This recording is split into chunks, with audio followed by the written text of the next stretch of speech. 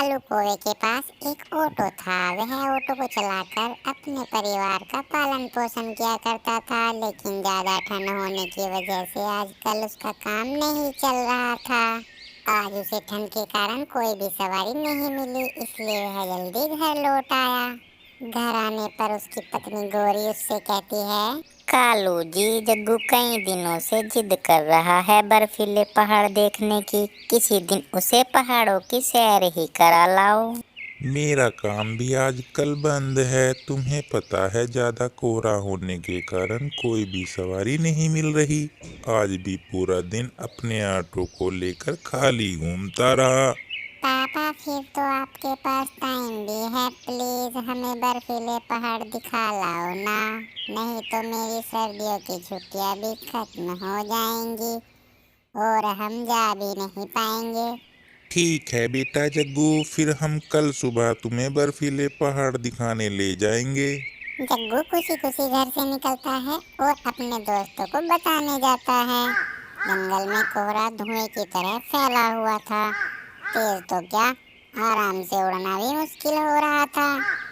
कुक्कू, हम कल बर्फ वाले पहाड़ों पर जा रहे हैं, क्या तुम भी चलोगे हमारे साथ? अरे जग्गू, इतनी ठंड और कोहरे के मौसम में तो कुछ दिखाई भी नहीं दे रहा। तुम लोग कैसे जाओगे बर्फ वाले पहाड़ों पर? मगर दोस्त, मेरी मम्मी तो मुझे जाने नहीं देगी। अरे तुम बात तो करना अपनी मम्मा से, थोड़ा नाटक करना, थोड़ा सा रो लेना, हो सकता है तुम्हारी मम्मा मान जाए। बहुत मजा आने वाला है टूर पर।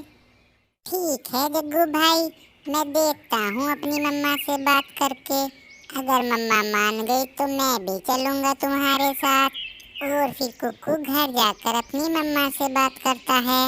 मम्मा मम्मा, जग्गू अपने पापा के साथ बर्फ वाले पहाड़ देखने जा रहा है, क्या मैं भी उनके साथ चला जाऊं? नहीं बेटा कुक्कू, ऐसे मौसम में कहीं भी जाने आने से परहेज करते हैं। टीवी पर हर समय यही खबर चल रही है। मैं तुम्हें इस मौसम में नहीं भेज सकती उनके साथ। तभी उसकी मम्मा टीवी ऑन करती है और देखती है। जरूरी सूचना। जंगल के सभी पक्षियों को बताया जाता है कि जंगल में हर तरफ कोहरा ही कोहरा है। ऐसे मौसम में बिना काम के घर से निकलना खतरनाक हो सकता है, इसलिए बेवजह घर से निकलने का परहेज करें। धन्यवाद। सुन लिया बेटा अपने कानों से, ऐसे मौसम में गैर जरूरी काम से बचना चाहिए। ठीक है मम्मा, जैसी आपकी इच्छा। और फिर अगले दिन कालू की बीवी गौरी और उसका बेटा जग्गू बर्फीले पहाड़ देखने की यात्रा पर जाने के लिए तैयार हो जाते हैं। तभी चिड़िया उनके घर आती है और कहती है, गौरी बहन, टीवी पर खबर चल रही है, इन दिनों किसी भी सफर पर ना जाएं। मुझे कुक्कू ने बताया कि आप बर्फ वाले पहाड़ों पर जा रहे हैं। अरे चिड़िया, कुछ नहीं होता। मेरा जग्गू कई दिनों से जिद कर रहा था, इसलिए हम लोग जा रहे हैं। तुम्हें नहीं जाना तो मत जाओ। गौरी बहन, मैं तो तुम्हें सावधान करने आई थी।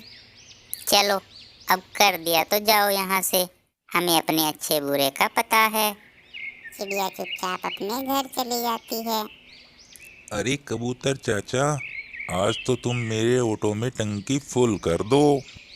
अरे कालू, टंकी फुल करा के कहाँ जा रहे हो इतनी सर्दी में?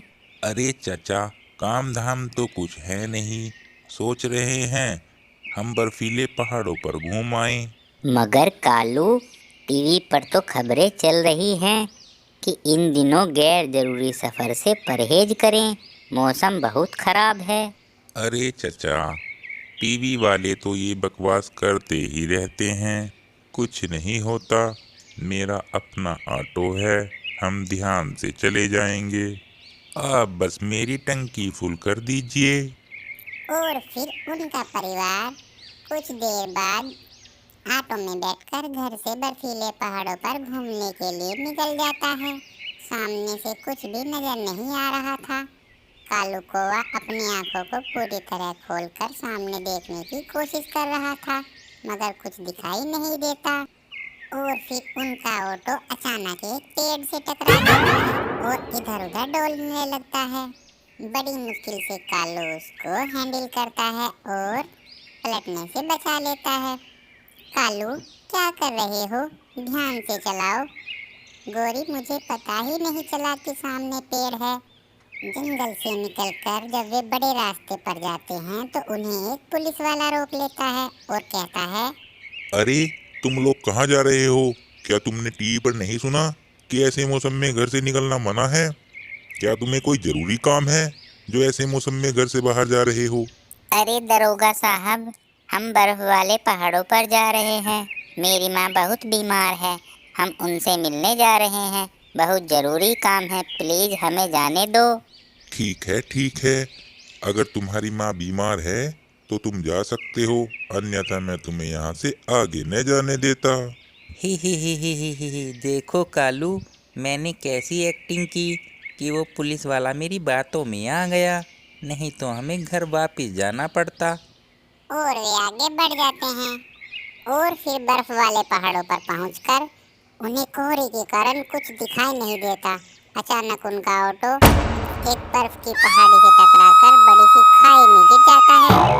खाई में गिरने के कारण उन तीनों को बहुत चोटें आईं और उनके बेटे जग्गू का तो बहुत खून भी बह गया था।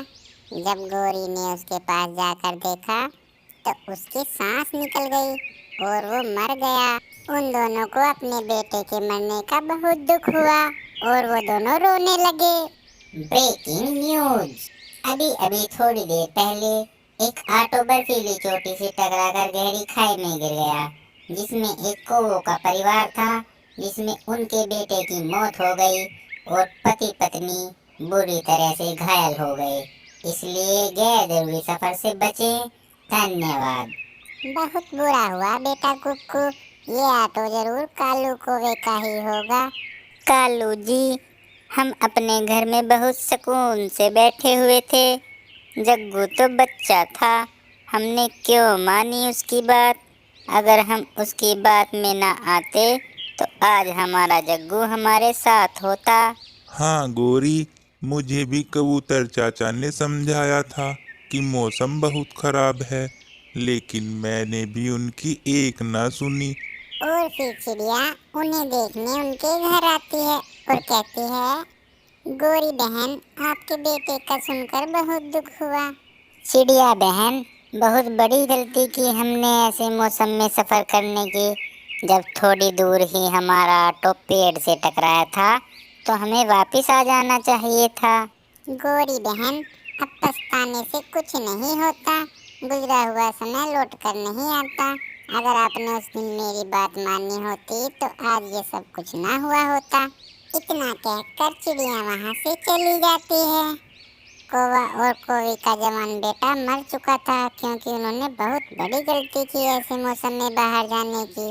अब उनके पास पछताने के अलावा कुछ नहीं रहा और वे फूट फूट कर रोने लगे।